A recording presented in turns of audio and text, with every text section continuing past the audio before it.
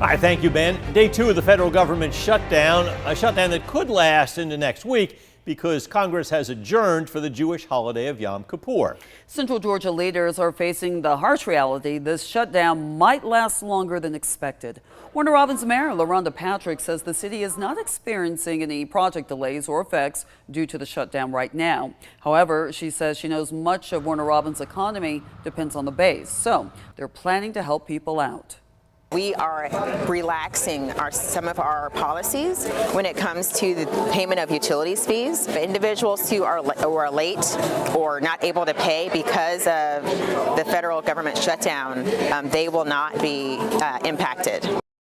Mayor Patrick says the city will waive late fees and delay utility cutoffs for federal government employees and their families, since many of them won't be receiving paychecks right now. The federal government shutdown pushes on. No new votes are scheduled for today. The longer this goes on, it gets more likely some federal workers could be laid off. Erica Brown has the latest from Capitol Hill.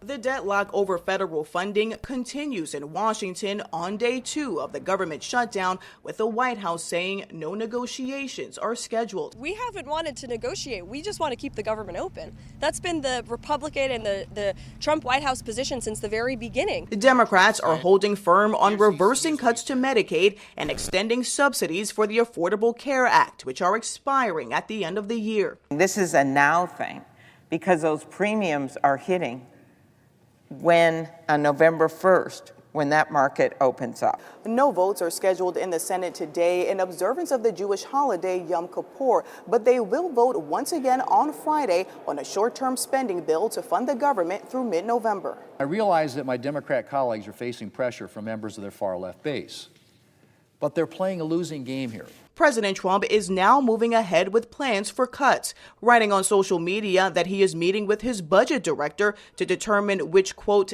Democratic agencies should be cut.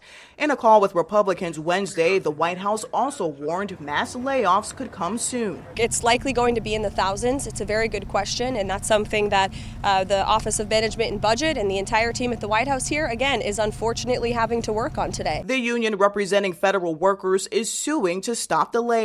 We've had shutdowns, but not one time have anyone equated firing an employee in conjunction with a furlough. This is the first time this has ever happened, because everybody else understood that it would have been illegal. Roughly 750,000 federal workers have been furloughed as a result of the shutdown.